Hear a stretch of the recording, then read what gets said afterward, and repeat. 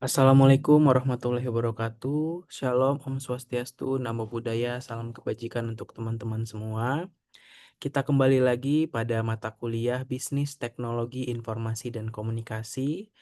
Oke, teman-teman, kali ini kita akan belajar atau masuk ke pertemuan ketiga ya untuk matkul Bistek, yaitu membahas tentang international business atau bisnis internasional.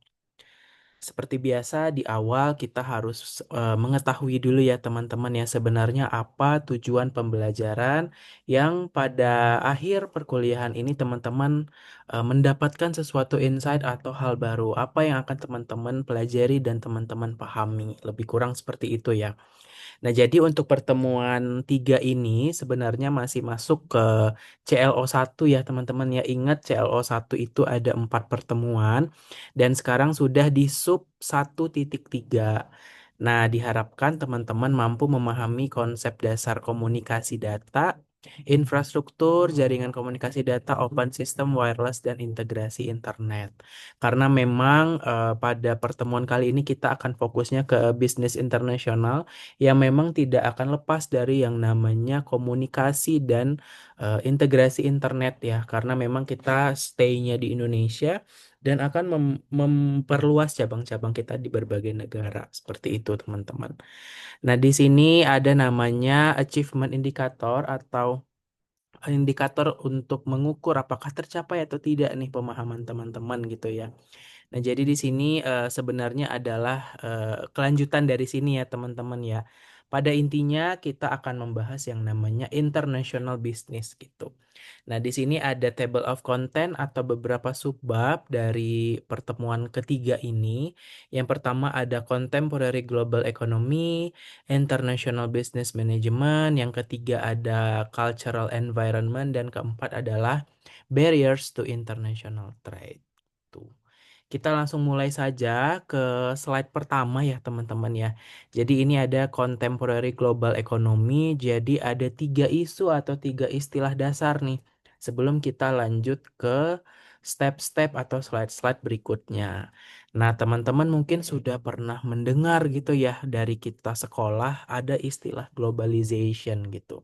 Globe gitu ya. Globe itu bumi. Jadi di sini globalization ini lebih ke proses kamu ketika satu dunia dari Indonesia ke seluruh negara-negara lain itu saling terhubung dan saling bergantung, teman-teman ya. Jadi ada proses mendunia karena ini konteksnya di dalam bisnis. Jadi ketika perekonomian dunia itu saling terhubung, saling bergantung yang dinamakan adalah interdependent system gitu. Sebenarnya yang terhubung itu apa sih, Pak? Jadi kalau dalam konteks bisnis yang terhubung adalah barangnya, arus barang, perkiriman atau pengiriman dari Indonesia misalnya kamu akan kirimkan ke luar negeri gitu ya, ke negara A, negara B, negara C. Selain barang ada juga jasa teman-teman yang memang terhubung gitu ya, trade in service. Kemudian ada juga manusia dan data gitu ya. Nah, seperti itu. Nah, jadi sebenarnya pertukaran barang dan jasa itu tuh ada istilah khususnya lagi teman-teman. Ada yang di nomor 2 itu import, ada yang namanya export gitu ya. Nah, kalau import itu adalah ketika produk dan jasa itu dibuat atau ditumbuhkan di luar negeri, kemudian dikirim atau masuk ke pasar domestik. Atau lebih gampangnya, import itu adalah barang dan jasa dari luar negeri dikirim ke kita gitu. Dari luar ya, barang-barang dari luar masuk gitu ke sebuah negara tertentu. Nah, kebalikannya kalau ekspor, kita memproduksi di negara kita, negara asal, kita punya negara tujuan. Jadi produk barang dan jasa itu kita jual atau kita kirimkan dari negara asal ke negara tujuan gitu ya. Dari dalam keluar. Namanya juga ekspor gitu ya, teman-teman ya. Jadi ya memang barang dalam negeri kita kirim dan jual ke pasar luar, dari dalam keluar. Kalau import itu dari luar masuk ke dalam gitu. Nah, seperti itu ya teman-teman. Jadi memang dengan adanya global economy ini, pertukaran barang dan jasa antar negara memang apa ya, salah satu penyebabnya adalah globalisasi tadi. Kita merasa terhubung dengan satu dan negara lainnya, seperti itu ya. Kemajuan ICT, Information Communication Technology pun itu menjadi pendorong globalisasi ya. Biaya logistik pun jadi lebih murah dan mungkin juga akan kita itu semakin aware, semakin sadar dengan standar-standar atau standarisasi ya setiap negara yang berbeda-beda gitu. Nah, mungkin tiga hal ini sebagai pembuka ya untuk melanjutkan ke slide-slide berikutnya. Oke, nah di sini ada forms of competitive advantage atau ini ya ada tiga lah bisa disampaikan di sini. Mungkin ini teman-teman hanya perlu mengingat saja apa sih perbedaan antara absolute, comparative, and national gitu ya. Nah, kalau absolute advantage itu adalah kemampuan memproduksi sesuatu itu tuh lebih efisien. Lebih efisien itu terkait biaya ya atau produktivitas gitu dibandingkan negara lain. Ya kalau kita menyebutkan yang namanya biaya ya berarti biaya yang lebih terjangkau atau lebih murah ya teman-teman ya. Jadi kalau absolute advantage itu lebih ke kemampuan kamu ya melihat apakah lebih murah atau lebih efisien jika dibandingkan di negara lain gitu ya teman-teman. Contohnya di Indonesia itu sangat kaya dengan sumber daya alam, contohnya adalah padi gitu ya. Jadi ya biaya produksi di Indonesia itu ya kita memiliki absolute advantage gitu ya. Keunggulan yang absolut, kelebihan absolut gitu. Itu tuh mutlak gitu. Jadi Indonesia itu kalau di bidang SDA atau sumber daya alam atau di bidang padi ya misalnya contohnya itu ya kita memegang predikat itulah bisa dibilang untuk memproduksi padi gitu ya. Nah, kita lanjut ke yang kedua, ada namanya comparative advantage. Jadi, ini lebih ke kemampuan kamu, sebuah negara, untuk memproduksi suatu produk dengan biaya peluang atau opportunity cost-nya itu lebih rendah dibanding produk lain. Ya, seperti itu ya teman-teman ya. Jadi di sini kita nomor dua ini lebih melihat apa namanya opportunity opportunity cost yang lebih rendah dibanding produk lain gitu ya. Nah, misalnya di negara A spesialisasi yang murahnya antara padi nih ya, padi antara Indonesia dan mungkin Prancis gitu. Nah, ya Indonesia memiliki biaya yang lebih rendah jika dibandingkan produk lain gitu ya di negara lain gitu. Nah, contohnya ya itu tadi ya. Indonesia mungkin tidak paling efisien absolut di semua barang-barang elektronik contohnya ya. Tapi kita punya comparative advantage jika dibandingkan dengan negara lain. Misalnya tenaga kerja lah contohnya. Tenaga kerja mungkin biaya untuk meng-hire atau gajinya itu lebih rendah jika dibandingkan kamu mengambil tenaga-tenaga kerja dari negara lain. Jadi kamu komparatif, mengkomparasi dulu nih, membandingkan dulu pasar tenaga kerja Indonesia mungkin dengan negara B, negara C, negara D mana nih yang paling murah gitu. Nah, seperti itu ya teman-teman ya. Nah, kalau yang ketiga namanya juga ini National Competitive Advantage. Jadi memang eh, di sini itu lebih ke ya namanya nasional ya, secara nasional, secara satu negara gitu ya.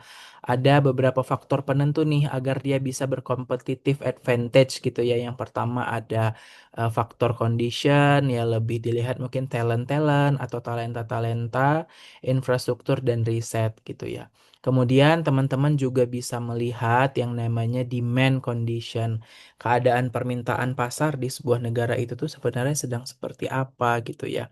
Apakah ya pasar domestik lah bisa dibilang seperti itu ya.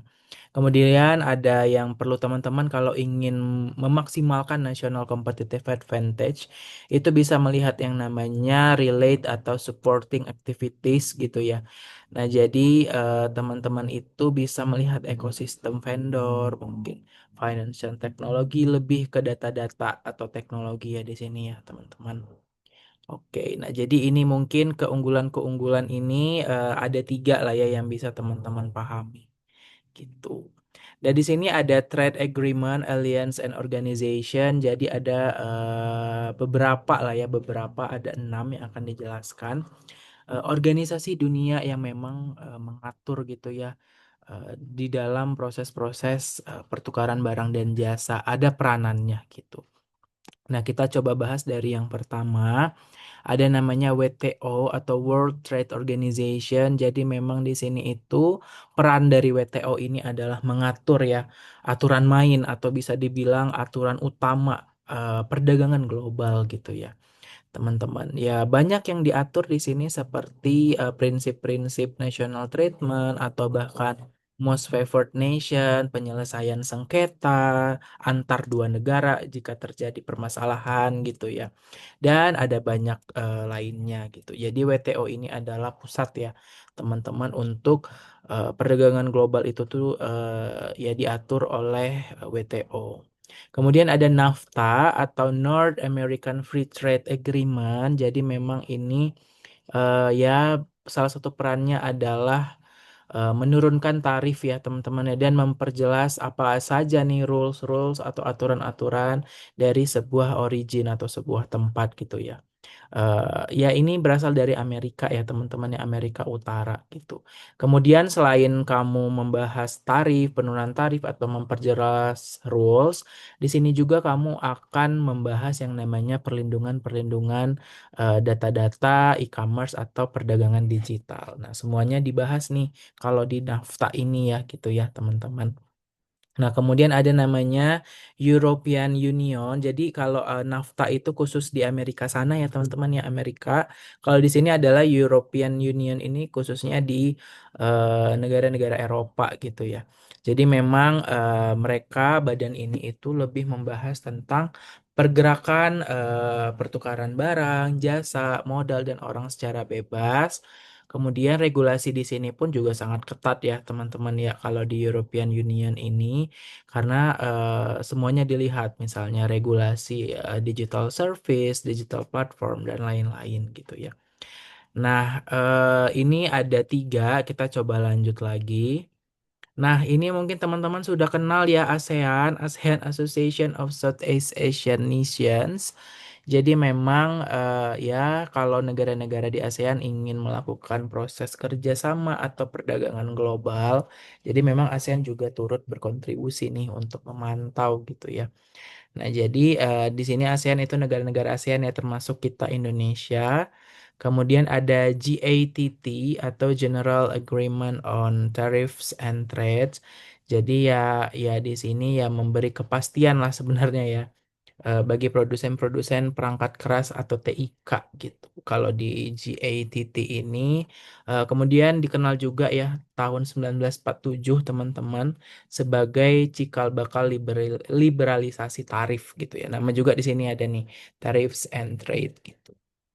Kemudian yang terakhir ada oh sebenarnya WTO sudah tersampaikan tadi ya di sini ya. Jadi ini sebenarnya pengulangan gitu ya, teman-teman, nanti akan saya perbaiki untuk dihapus gitu. Jadi sebenarnya ada ya ini ya, ada WTO, NAFTA, European and Asian and GATT gitu. Seperti itu, teman-teman.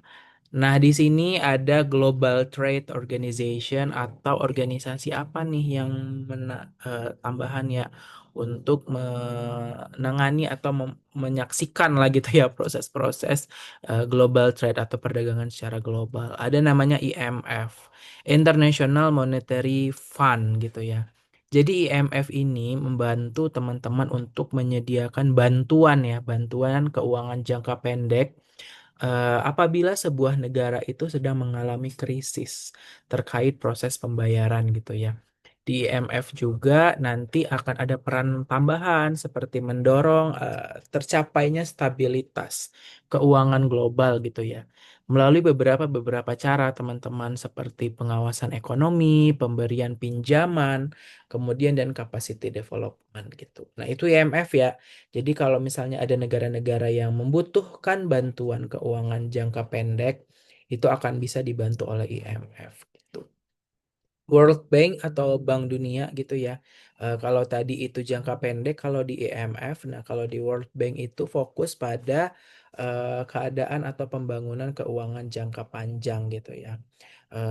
World Bank juga membantu mengurangi kemiskinan dan kemudian memberikan pinjaman dan bantuan teknis seperti itu untuk pembangunan berkelanjutan gitu. Nah, di sini karena dari tadi kita sudah membahas yang namanya bisnis internasional, global, pertukaran barang dan jasa. Nah, di sini harus duduk dulu sebenarnya teman-teman, harus paham dulu sebenarnya apa sih international business ini ya. Nah, jadi kalau international business itu refers to trade and investment activities conducted across national border. Jadi, segala bentuk aktivitas perdagangan dan investasi antar negara gitu ya teman-teman ya, lintas negara. Jadi segala bentuk produk yang sudah sampai di negara B atau sudah keluar dari pasar negara kamu, yaitu sebenarnya sudah termasuk ke dalam aktivitas international business gitu. Nah, jadi di sini aktivitas-aktivitas itu ya termasuk impor ekspor ya, karena tadi di awal import itu kita membeli barang dari luar negara, kalau ekspor kita menjual keluar gitu. Nah, sebenarnya kan itu sudah terkirim ya, terkirim atau mengirim dari dalam dan keluar negeri gitu. Nah, itu sebenarnya sudah kegiatan bisnis internasional, teman-teman. Nah, kemudian ya faktor-faktornya ya salah satunya tadi globalisasi itu ya teman-teman ya.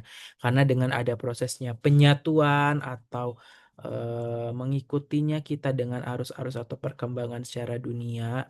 Jadi memang akses-akses pasar itu akan semakin terbuka gitu. Jadi kita semakin punya banyak informasi gitu ya teman-teman. Oke, FDI itu teman-teman ya seperti itu ya. Ada foreign direct investment dan juga investment luar secara langsung juga masuk gitu ya. Contohnya di Indonesia itu banyak perusahaan-perusahaan asing yang beroperasi. Contohnya Huawei atau Microsoft, mereka itu buka data center nih atau pusat riset dan pengembangan di Indonesia. Dengan prosesnya ada FDI itu mereka invest dulu buka-buka semacam cabang gitu ya di Indonesia, jadinya ya kita semakin mengenal gitu orang-orang Indonesia dengan yang namanya Microsoft, Huawei gitu.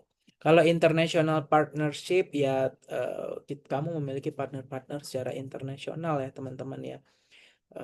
Ya contohnya Gojek dan Tokopedia itu mulai memperluas pasarnya layanannya ke beberapa negara-negara di Asia Tenggara. Atau bahkan Grab itu kan bukan asli Indonesia ya, InDrive gitu itu bukan asli Indonesia. Untuk memperluas pasar dan jangkauan pasar mereka membuka-buka cabang nih ke berbagai negara seperti itu. Nah, ini tiga alasan sebenarnya kenapa sih sebuah bisnis itu penting gitu ya melakukan yang namanya international business. Ada tiga kira-kira jawabannya teman-teman alasannya. Yang pertama pasti kita pengen ya keadaan ekonomi itu tumbuh. Ya, salah satunya indikatornya dengan keuntungan ya teman-teman ya. Jadi yang awalnya hanya di Indonesia, tapi karena kamu berhasil membuka cabang ke berbagai negara, jadi sumber duit atau sumber pendapatan kamu itu tuh ya semakin bertambah gitu, tidak hanya dari konsumen-konsumen di Indonesia saja gitu ya.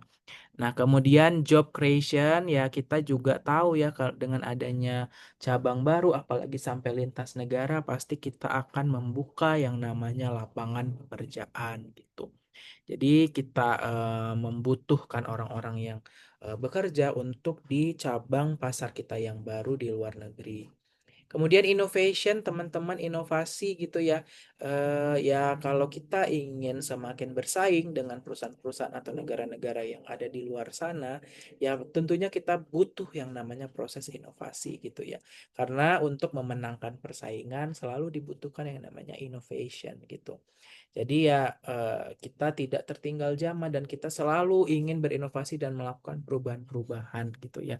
Jadi kita semakin melek keadaan di dunia, pasar-pasar yang kita tuju, misalnya kita pengen buka cabang di Perancis, kita riset dulu dan semakin banyak membandingkan apa nih yang udah ada di Perancis, apakah produk saya diterima, apakah saya akan menambahkan jenis-jenis produk baru gitu. Nah, seperti itu teman-teman.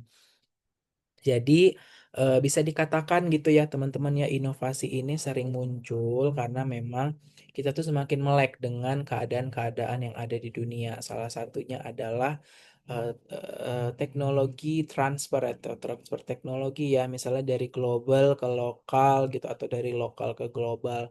Kita semakin punya pembanding. Wah, ternyata di negara B, di negara C teknologinya sudah semakin maju, ada teknologi ini, ada teknologi itu. Sementara di Indonesia bahkan dikenal saja belum gitu ya teman-teman ya. Nah itu kamu selalu berinovasi mencari hal-hal baru, cara-cara baru agar produk kamu itu bisa diterima lah ya, bisa dikatakan di negara-negara luar gitu. Bisa selalu upgrade teman-teman. Nah, di sini ada step-step kalau kamu ingin going internasional. Apakah sebenarnya kamu itu sudah layak atau belum lah bisa dibilang seperti itu ya untuk melakukan ekspansi atau membuka pasar ya di pasar internasional. Nah, ini pertama sebenarnya secara garis besar kalau ditanyakan ya, apakah sebenarnya sudah ada, kita mulai dari paling kiri ya. Is there international demand for the firm product? Sebenarnya kamu sudah punya permintaan gak sih di pasar internasional atau belum gitu? Nah, kalau misalnya jawabannya yes, kamu bisa melanjutkan ke pertanyaan berikutnya, langkah berikutnya gitu ya. Setelah punya permintaan, apakah produk-produk kamu itu bisa dimodifikasi, bisa dimodif gitu ya, misalnya disesuaikan lagi, untuk diperuntukkan sama orang-orang luar gitu ya. Pasti beda lah peruntukannya antara orang Indonesia dan orang luar. Contohnya aja Indomie ya teman-teman. Kalau teman-teman pernah beli Indomie di luar negeri, yaitu dari sisi porsi juga berubah, disesuaikan dengan porsi orang sana, dan bahkan bumbunya pun juga berubah. Mungkin di Indonesia sangat ya namanya gurih ya, selera orang Indonesia itu suka yang gurih. Nah, kalau kamu beli di luar negeri, misalnya di Jepang atau Korea, Indomie itu tidak segurih yang ada di kita gitu ya. Nah, seperti itu. Nah, itu modifikasi-modifikasi agar sebenarnya produknya tetap sama gitu ya, Indomie gitu. Tapi dimodif lagi, dimodified, disesuaikan, dimodifikasi untuk eh, konsumen-konsumen yang akan kamu tuju di luar gitu ya. Nah, kalau misalnya no jawabannya, ya misalnya kamu setiap ada pertanyaan-pertanyaan ini kamu selalu kayaknya nggak bisa deh dimodif, kayaknya memang belum ada permintaannya, berarti kamu kalau jawabannya no ya turun dan kamu ya lebih baik stay domestik aja, stay di dalam dulu sambil kamu riset-riset lagi kira-kira kebiasaan atau bahkan iklim atau bahkan culture dari negara luar itu seperti apa. Nah, mungkin ini kita coba lanjut dulu ke ada permintaan, kemudian bisa dimodified, kemudian apakah iklim bisnis negara tujuan itu tuh kondusif gitu ya, memungkinkan nggak misalnya permintaan udah ada, produknya sudah disesuaikan gitu ya, sebenarnya iklim bisnis di sana itu kira-kira menerima nggak sih dengan kehadiran kita sebagai orang baru nih dari negara asing gitu ya. Produk-produk Indonesia mungkin masuk ke negara Eropa sana gitu, jadi mereka kan mungkin agak aneh ya dengan produk-produk kita gitu, apakah iklim bisnis negara tujuannya itu kondusif atau tidak gitu. Nah, kemudian kalau jawabannya no juga, ya berarti kamu stay dulu di sini. Kalau misalnya memang kondusif, kamu bisa ini ya. Apakah firm atau perusahaan-perusahaan kita ini punya orang-orang yang memiliki skill dan knowledge yang sesuai gitu ya dengan untuk ekspansi ke luar negeri. Contohnya ya memang semuanya sudah terpenuhi ya. Permintaan ada, terus produk kamu bisa dimodified nih dengan pasar luar. Kemudian iklim bisnisnya mendukung untuk produk kita itu masuk gitu. Tapi terkendala orang-orang di kita itu sebenarnya belum mumpuni gitu ya untuk skill, contohnya dalam berbahasa Inggris aja. Kalau kita mau buka ke negara-negara asing ya pasti basic bahasa itu adalah bahasa Inggris. Nah, contohnya di situ mungkin belum mumpuni banget untuk berbahasa Inggris atau pengetahuannya juga belum terlalu mumpuni atau mencukupi gitu ya. Nah, tapi kalau misalnya kamu sudah yakin skill dan knowledge dari perusahaan kamu itu sudah cukup layak untuk pergi ke luar negeri, ya berarti secara tidak langsung ini yes semua ya, semuanya bisa kamu iakan, setuju, maka kamu akan go internasional, baru bisa dibilang layak gitu ya. Jadi, ini sebenarnya bisa dikembalikan ke setiap perusahaannya. Apakah sudah punya demand, apakah bisa di-modified dengan pasar foreign atau pasar, barat luar sana, gitu ya, pasar luar ya. Apakah, bisnis climate atau iklim bisnisnya mendukung, apakah semua skill dan knowledge dari orang kita untuk buka di sana itu sudah mencukupi. Kalau sudah yes semua jawabannya kamu bisa go internasional gitu. Kalau misalnya no, ya berarti kamu stay dulu di Indonesia gitu ya, stay dulu di dalam gitu. Nah ini going internasional juga sebenarnya memiliki beberapa kriteria juga teman-teman. Kalau international demand ya apakah kamu memiliki ya permintaan-permintaan barang-barang Indonesia ada di luar negeri gitu ya. Nah, kemudian kamu pasti wajib untuk beradaptasi ya, karena kebutuhan orang Indonesia dengan orang Eropa itu atau orang Afrika itu pasti berbeda banget. Jadi kemanapun kamu ingin perluas pasar, kamu harus adaptasi dengan yang namanya customers needs ya. Budaya lokal seperti apa, selera-selera orang lokal seperti apa, bahasanya seperti apa gitu ya. Bahkan tidak semua negara juga mungkin mayoritas masyarakatnya bisa berbahasa Inggris. Ya berarti kamu harus riset dulu gitu ya. Bahasa setempat itu menggunakan bahasa apa gitu teman-teman. Regulasi yang berlaku di sebuah negara itu seperti apa. Intinya kamu harus adapt dulu, adaptasi dengan calon-calon negara-negara yang ingin kamu tuju. Orang-orangnya, regulasinya seperti apa gitu ya teman-teman ya. Nah, ini ada istilah outsourcing sama offshoring ya, teman-teman ya.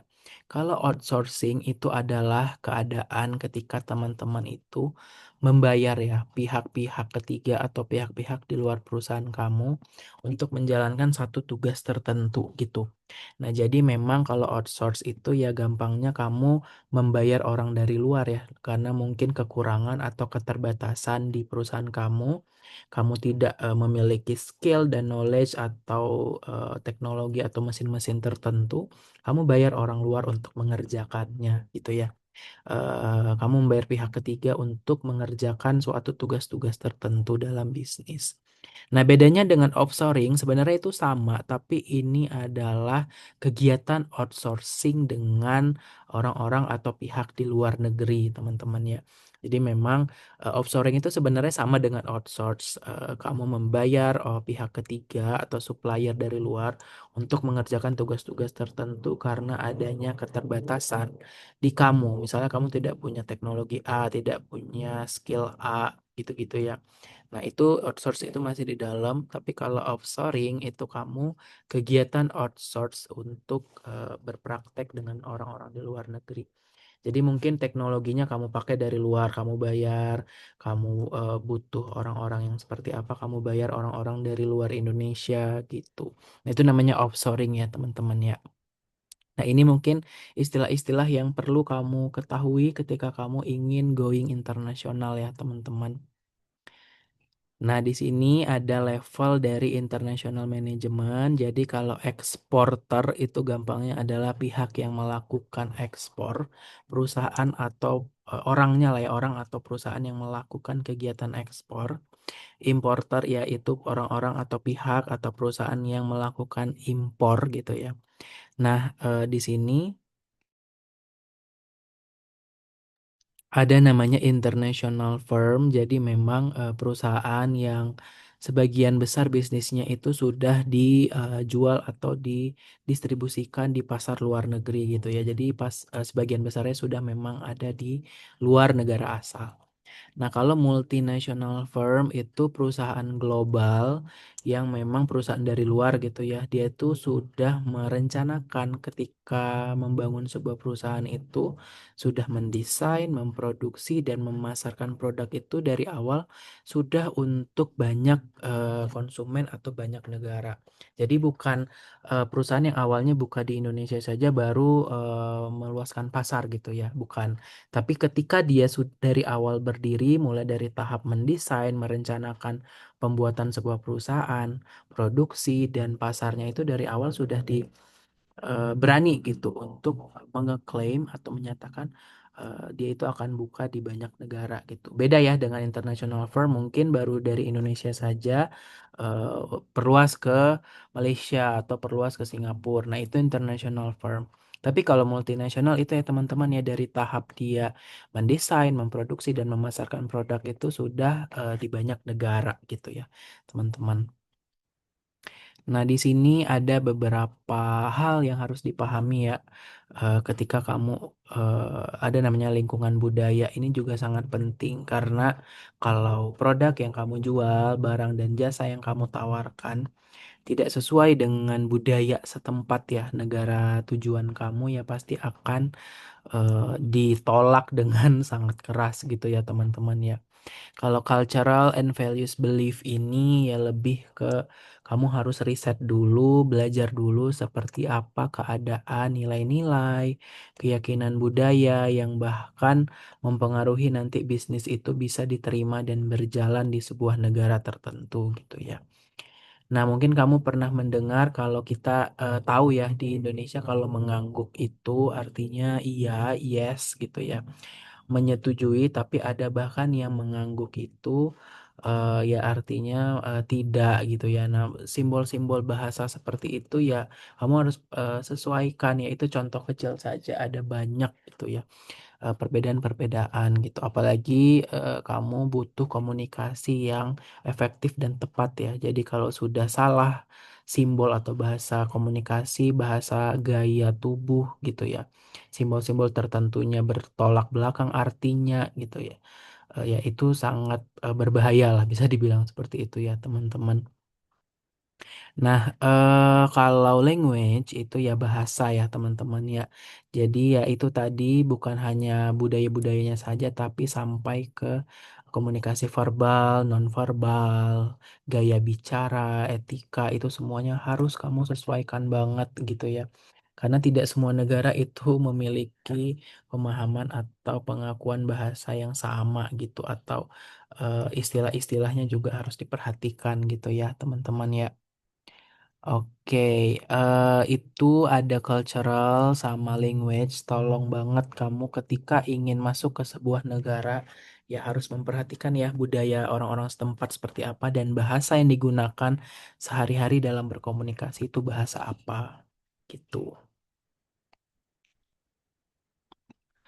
Nah, di sini perbedaan budaya sebenarnya atau perbedaan agama gitu ya bisa langsung mempengaruhi ya teman-teman praktik bisnis gitu ya. Akan berbeda misalnya contohnya keuangan yang mayoritas muslim dan mungkin non-muslim kayak bank-bank syariah ya di negara-negara muslim itu akan banyak sekali gitu ya.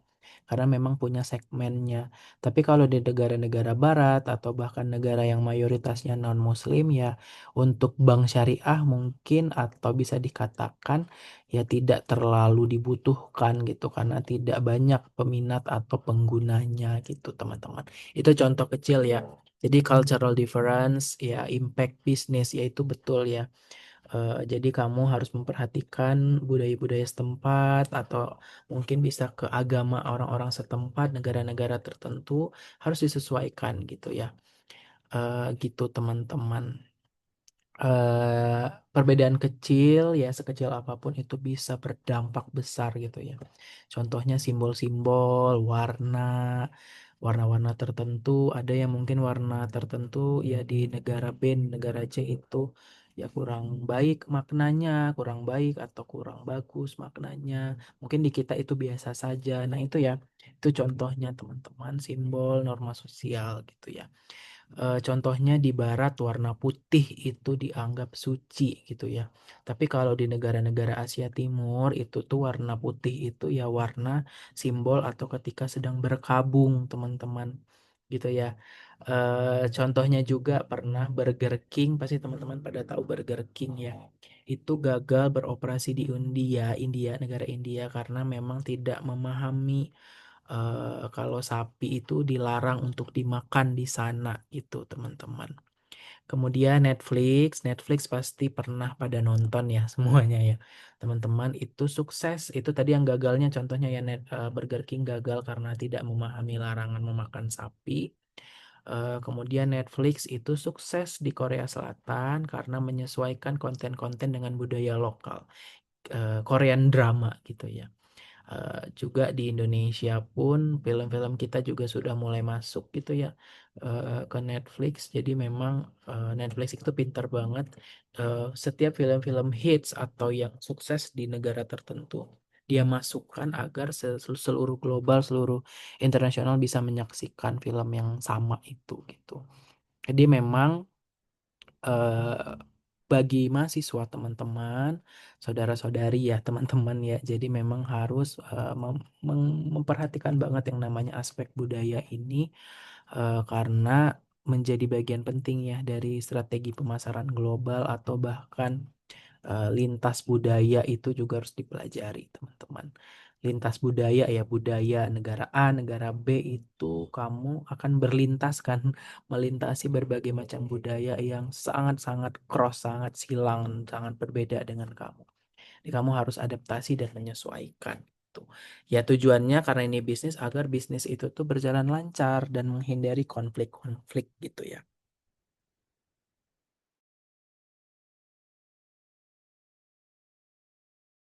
Nah, di sini ada hal penting yang harus disampaikan. Jadi kalau employee ya, karyawan ingin bekerja misalnya dari Indonesia, ditugaskan untuk pindah karena buka cabang gitu ya. Dari Indonesia pindah ke B, negara B. Jadi ada beberapa hal yang harus diperhatikan gitu ya, teman-teman ya. Perbedaan budaya itu sangat berpengaruh. Contoh kecil aja budaya orang Sumatera untuk berantau ke Sunda atau ke apa itu sudah pasti ada culture shocknya, apalagi ke negara asing gitu ya yang memang kepercayaan, keyakinan, budaya dan segala macamnya memang berbeda jauh gitu. Jadi di sini kita akan coba membahas ya motivasi lintas budaya itu penting karena ada tim global yang harus kamu kelola gitu ya dan antar negara itu. Ini ada beberapa dimensi teman-teman. Kalau individualisme atau kolektivisme itu lebih ke kamu melihat dulu apa namanya kepentingan individu itu apakah lebih penting atau bahkan kamu mementingkan kepentingan kelompok. Nah, jadi individualisme ya jadi memang kamu lebih mementingkan kepentingan individu dibanding kelompok. Nah, ini ada kolektivisme, kamu mementingkan kepentingan kelompok daripada individu gitu ya. Jadi lebih mementingkan kepentingan orang banyak dibandingkan perseorangan gitu. Nah, ini dari social orientation. Kamu bisa memperhatikan nanti ya ini bukan masalah salah dan benar ya teman-teman ya. Tapi memang ada beberapa negara, beberapa wilayah itu ada yang mengusung konsep individualisme atau mempercayainya konsep ini, ada juga yang kolektivisme. Jadi kamu harus adaptasi ya menyesuaikan dengan negara tujuan gitu. Nah, di sini ada namanya power orientation, ada yang namanya power respect dan power tolerance. Jadi kalau power respect itu ya memang otoriter itu dianggap sah karena posisi atau hierarki gitu ya teman-teman ya. Tapi kalau yang power tolerance itu otoritas itu hanya dihormati gitu apabila jika dianggap adil. Jadi ini lebih ke kekuasaan aja gitu ya. Nah, kalau yang ketiga ada kriteria uncertainty orientation, ada yang uncertainty acceptance. Jadi memang positive response to change and new opportunity. Jadi ketika ada perubahan-perubahan atau ada peluang-peluang baru, kamu sangat merespon dengan sangat baik atau menerima hal tersebut. Nah, kalau ada yang di kanan uncertainty avoidance, kamu lebih suka yang bersifat stabil atau setiap harinya kalau bisa ya jangan ada perubahan-perubahan yang mencolok atau yang berlebihan gitu ya. Jadi lebih menghargai yang namanya stabilitas dan aturan-aturannya itu ya jarang berubah gitu ya teman-teman. Jadi memang ini emotional response aja ya apakah kamu lebih ke orang yang menerima perubahan atau tidak gitu. Nah, yang ini ada goal orientation, ada dua juga yang aggressive goal behavior. Jadi memang itu fokusnya adalah di sini ya value material, money and assertiveness. Jadi kamu lebih fokus kerja itu untuk mencapai tujuan material, uang dan karir. Tapi ada yang namanya passive goal behavior. Kamu tidak hanya mementingkan material, uang dan karir, tapi lebih fokus ke keadaan lingkungan sosial, quality of life, kualitas hidup dan bahkan kesejahteraan sosial gitu ya. Jadi kamu orientasinya ya lebih mementingkan inilah dibandingkan uang gitu. Nah, yang terakhir ada namanya time orientation. Ada dua ya, ada jangka panjang ini long term sama ada jangka pendek. Nah, kalau long term itu teman-teman lebih mementingkan namanya juga jangka panjang ya. Kinerja kamu, dedikasi kamu, kerja keras dan yang berkaitan dengan tabungan gitu ya, itu tuh sangat diperhatikan gitu teman-teman. Jadi lebih ke ya itu ya value dedication, kerja keras dan semuanya gitu. Nah, tapi kalau di short term outlook kamu lebih ke memperhatikan yang namanya nilai-nilai tradisi atau sekedar kewajiban-kewajiban sosial. Jadi memang karena ini jangka pendek gitu ya, jadi agak berbeda dengan long term yang memang fokusnya pada dedikasi kamu, kinerja kamu, kerja keras gitu dan tabungan ya, thrift gitu. Seperti itu.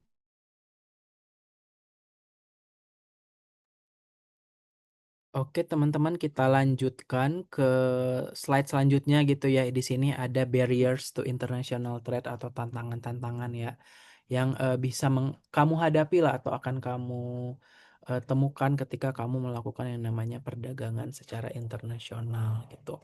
Nah, economic barriers yang pertama adalah ekonomi ya, dari sisi ekonomi teman-teman itu akan menghadapi yang namanya perbedaan daya beli ya mungkin antara negara maju dan negara berkembang pasti beda jauh ya karakteristik dari kemampuan daya belinya atau bahkan produk-produk dari negara maju masuk ke negara berkembang. Nah, kemampuan daya beli itu akan juga sangat mempengaruhi ya. Di sini juga bukan hanya daya beli, bisa juga tarif atau bahkan kurs yang bisa menimbulkan yang namanya perang dagang ya teman-teman ya. Nah, kemudian ada namanya legal and political difference. Jadi perbedaan aturan atau politik-politik antara ya mungkin yang sistemnya kayak kita gitu ya berbentuk republik yang dipimpin oleh presiden atau bahkan kerajaan yang dipimpin oleh raja dan banyak lagi itu akan menimbulkan perbedaan-perbedaan ya antara legal atau tidaknya produk kita untuk masuk ke sebuah negara tertentu gitu. Jadi memang peraturan pemerintah, pajak, larangan-larangan apa saja yang ada di negara tersebut, kamu harus pelajari secara mendalam ya teman-teman ya. Pajak dan lain-lain kamu juga harus perhatikan banget karena ya pasti berbeda lah dengan aturan-aturan yang ada di Indonesia gitu. Kemudian barriers ini atau tantangan-tantangan ini yang membuat biaya bisnis internasional itu lebih tinggi gitu ya karena memang ya seperti itu ya perbedaan daya beli, tarif, kurs gitu ya nilai rupiah kalau di dolarkan berapa dan negara tujuan lain berapa. Jadi kadang bisa menimbulkan biaya yang lebih tinggi gitu ya. Seperti itu teman-teman. Jadi tolong hati-hati kalau misalnya nanti ada tiga tantangan ini yang harus kamu selesaikan ya, ekonomik, legal and political gitu. Itu ya namanya juga perbedaan ya antara negara Indonesia dengan negara tujuan. Nah, di sini ada beberapa istilah, kan tadi ada legal and political difference. Nah, ini ada 6 istilah. Jadi semoga teman-teman bisa ingat ya istilah-istilah ini. Yang pertama itu ada namanya kuota. Kuota jadi tahu ya, batasan jumlah atau batasan berapa banyak jumlah barang itu boleh untuk diimpor gitu. Itu tuh ada aturan-aturannya teman-teman. Jadi tidak sebebas yang kamu mau gitu ya. Sepengen yang kamu mau tidak bisa karena kamu harus mempelajari juga sebenarnya berapa sih kuotanya gitu ya. Berapa jumlah barang maksimal dan barang minimum yang boleh untuk diimpor gitu ya. Nah, di sini ada embargo. Embargo itu lebih ke ada government order banning yang ngeban. Jadi pemerintah sendiri itu sudah menetapkan apa saja nih produk-produk yang tidak boleh untuk diekspor, tidak boleh untuk diimport gitu ya. Jadi memang ini sudah punya aturan tersendiri ya setiap pemerintah di seluruh negara gitu. Nah, ada namanya istilahnya embargo. Jadi government sendiri sudah melarang gitu ya. Oh, negara Indonesia tidak boleh menerima itu, tidak boleh menjual itu gitu. Jadi ya ya dilarang gitu. Nah, di sini kalau kalau tarif itu adalah nilai pajak impor ya teman-teman ya. Jadi bukan tarif yang layanan atau berapa harganya, tapi kalau tarif di sini konteksnya itu lebih ke tarif pajak gitu ya teman-teman ya. Nah, kita lanjut ke subsidi. Subsidi itu adalah namanya subsidi ya. Government payment to help katanya. Jadi pemerintah itu memberikan semacam bantuan eh, apa namanya bantuan kepada para produsen lokal agar lebih kompetitif gitu ya. Jadi contohnya ada subsidi pupuk ya untuk petani di Indonesia yaitu bentuk bantuan dari pemerintah gitu agar mengurangi yang namanya beban harga dan beban beli gitu ya. Jadi itu dari pemerintah sendiri membayarkan sejumlah uang untuk membantu bisnis-bisnis yang ada di negara asalnya untuk berkompetisi kepada negara-negara luar gitu ya. Nah, ada namanya proteksionisme itu lebih ke praktek kebijakan melindungi industri lokal dari persaingan asing gitu ya, teman-teman ya. Kalau misalnya nanti ada di kuis proses melindungi industri lokal dari persaingan asing disebut juga dengan, nah teman-teman jangan bingung, ada namanya proteksionisme gitu ya. Nah, di sini ada local content law, itu adalah aturan-aturan produk dari sebuah produk harus memiliki apa namanya ya kandungan-kandungan atau lokal atau mewakili unsur-unsur lokal. Jadi misalnya negara Perancis karakteristik lokal negaranya apa. Jadi setiap produk-produk yang dijual itu harus memiliki atau menyesuaikan mematuhi eh, hukum-hukum yang berlaku di lokal gitu. Misalnya di Indonesia contohnya mewajibkan TKDN ya, tingkat komponen dalam negeri untuk melakukan ekspor-ekspor produk apa namanya perangkat elektronik atau telekomunikasi. Misalnya barang luar, kamu misalnya pernah lihat contoh ya orang-orang beli iPhone atau misalnya teknologi dari luar negeri ketika sampai bandara Indonesia harus membayar pajak, bea cukai dan lain-lain gitu. Nah, seperti itu teman-teman. Jadi setiap barang yang misalnya akan diedarkan dari luar ataupun mau masuk ke dalam atau dari dalam keluar itu harus mengikuti sebenarnya aturan-aturan yang berlaku gitu, teman-teman. Nah, di sini ada legal and political difference lainnya ya. Ada tiga istilah terakhir. Ada namanya business practice law. Jadi di sini hukum-hukum yang mengatur berbisnis di suatu negara gitu ya. Misalnya di Indonesia ada UU ITE, UU anti monopoli dan segala macam ya banyak lah hukum-hukum yang berlaku. Jadi orang luar mau masuk pun harus belajar juga gitu ya hukum-hukum bisnis yang berlaku di Indonesia gitu. Nah, kalau kartel, kartel di sini teman-teman adalah kerjasama antar produsen untuk mengendalikan harga dan pasokan gitu ya. Jadi produsen A dengan produsen B itu saling bekerja sama yang tujuannya adalah untuk mengontrol atau mengelola supply and price gitu. Nah, terakhir ada dumping, teman-teman. Dumping ini adalah praktek atau proses menjual produk luar negeri atau produk Indonesia, misalnya produk domestik ke luar negeri dengan harga yang lebih murah dari biaya produksinya gitu. Itu namanya dumping ya. Kamu orang negara A ingin menjual ke negara B, misalnya harganya 5 juta di negara asalnya. Tapi ketika kamu jual ke negara B itu bisa turun jadi 4 juta atau 3 juta. Jadi kamu menjual sebuah produk barang dan jasa yang memang harganya itu lebih murah dari biaya produksinya gitu ya. Nah, teman-teman. Jadi mungkin bagi teman-teman mahasiswa-mahasiswi baru MBTI ada berbagai macam istilah-istilah baru nih ya. Jadi jangan sampai lupa dan kalau bisa tolong dicatat gitu ya. karena istilah-istilah ini tuh sering muncul dalam berita-berita ekonomi global. Jadi ketika teman-teman baca berita luar negeri sudah tidak kaget lagi apa tuh kartel, apa itu dumping gitu ya.